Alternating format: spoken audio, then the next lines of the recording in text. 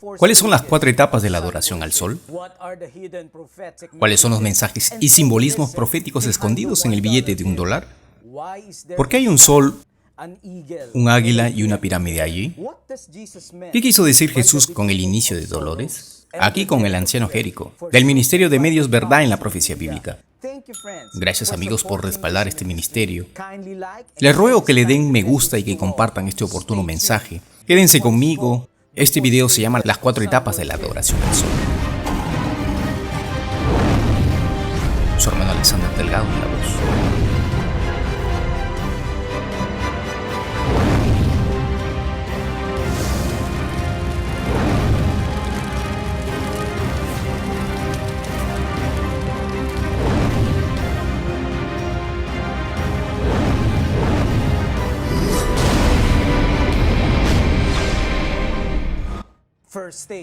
La primera etapa, la Torre de Babel, el nacimiento del paganismo.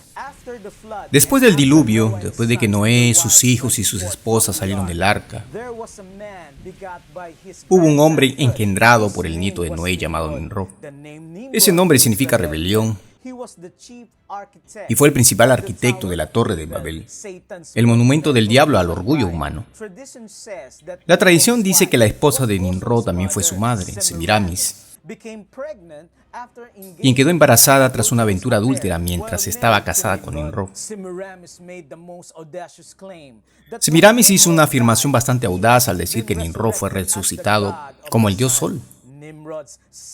El Nimrod revivido como el Sol inseminó a Semiramis y engendró un hijo cuyo nombre fue Tamuz. Esta historia se esparció por todo el mundo y llevó al surgimiento de la adoración al Sol. Aparecieron diferentes religiones paganas y cultos ocultistas con nombres distintos como en Egipto, con Isis y Horus en sus brazos. Adoptaron nombres distintos pero estaban todos arraigados en Nimrod, Semiramis y Tamuz. Este fue el nacimiento del paganismo. Ezequiel 8, versos 14. Y me llevó a la entrada de la puerta de la casa de Jehová, que está al norte.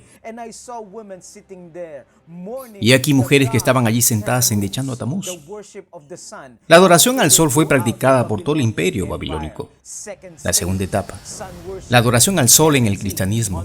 En marzo 7 del 321 después de Cristo, en este día Constantino decretó el día del sol como el día de descanso.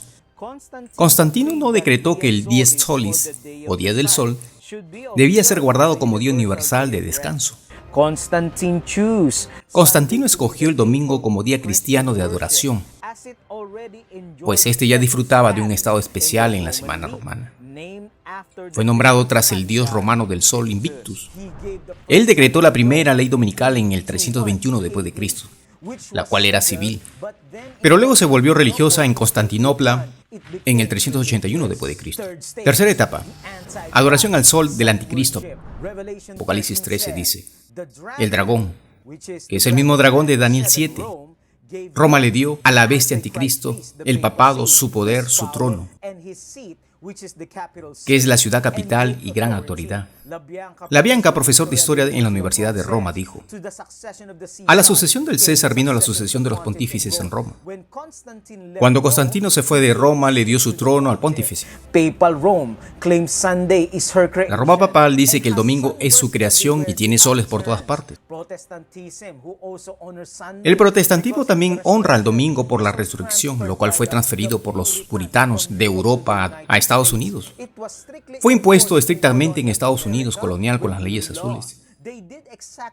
Hicieron tal como les fue enseñado por la Iglesia romana en Europa, usar al Estado para imponer una observancia religiosa. Así el domingo pagano ha sido transmitido en una sucesión continua desde Babilonia hasta la Babilonia del tiempo del fin. Es interesante que Roma era llamada Babilonia. 1 Pedro 5, versos 13. Cuarta etapa, adoración al sol como ley legislada. ¿Han notado los simbolismos en el billete de $1? Hace referencia a la historia de Estados Unidos y sorprendentemente también a un patrón profético de adoración en los días finales. En el billete de $1 vemos una águila que mira a la derecha con una rama de olivo dorada, 13 flechas en su garra y rayos solares que atraviesan las nubes por encima de su cabeza, lo cual representa al dios Sol Mitra. En una gran cantidad de lugares el sol se asocia no tanto con independencia, sino con las promesas que trae cuando amanece un nuevo día. Whitney Smith Flood, página 314. Es decir, el nacimiento del sol representa el amanecer de una nueva era de paz y prosperidad para una nación recién nacida. El conflicto de los siglos dice: la imposición del día del sol será entendida como el secreto para regresar a la paz y la prosperidad de las que alguna vez disfrutó Estados Unidos cuando fue fundado. Este es el emblema o bandera del Imperio Romano. El emblema imperial usado por el Imperio Romano. El espíritu neoclásico de Estados Unidos del siglo XVIII recurrió a la antigua República Romana en busca de muchos símbolos. Así, Estados Unidos regresará a promover el Día del Sol, mientras que Roma promoverá la Laudato Si, lo cual volverá a imponer un día de adoración con el fin de salvar el medio ambiente.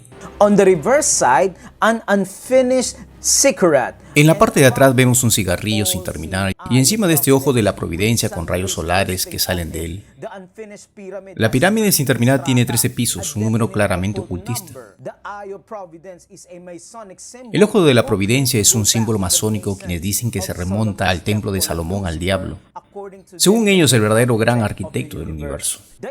Las inscripciones son interesantes, todas tres en latín: Novus Ordo Seclorum, que significa nuevo orden de las edades. El latín era el idioma de la antigua Roma. El año 1776 en números romanos aparece en la base de la pirámide. Mateo 24 deja bien claro que hay una aplicación doble. Si en Roma tenemos un águila y un sol como abominación desoladora, podremos esperar lo mismo al final, pues la profecía lo exige. Estados Unidos repudiará su constitución y volverá a imponer el domingo como ley, como pasó en el periodo colonial. Estados Unidos mandará a imponer el domingo de la Iglesia romana. Harán una imagen de la bestia e impondrán su marca. La ley dominical será sellada con el gran sello de Estados Unidos, un símbolo romano. Mateo 24, versos 8. Pero todas estas cosas son solo principios de dolores, es decir, de dolores de parto. El Señor Cristo comparó los desastres naturales y las persecuciones con una madre en parto. La rapidez y la severidad serán grandes. Jesús dice que lo peor está por venir. Pero Jesús viene pronto, nuestra gran esperanza en la vida. En Mateo 24, versos 9. El pueblo de Dios será culpado por lo que sucede en los versículos 6 al 8. Y luego seréis entregados a tribulación y seréis muertos y seréis odiados en todas las naciones por mi nombre. Amigos, ya es hora de que nos rindamos por completo a Jesús. Que nuestra fe sea mayor que nuestros temores en los días finales. Por favor, comente: Jesús es mi refugio y fortaleza. Jesús dice: sé fuertes y tened ánimo. Y que podamos predicar y compartir la verdad en la profecía bíblica. Doblado al español por Full Prophecy.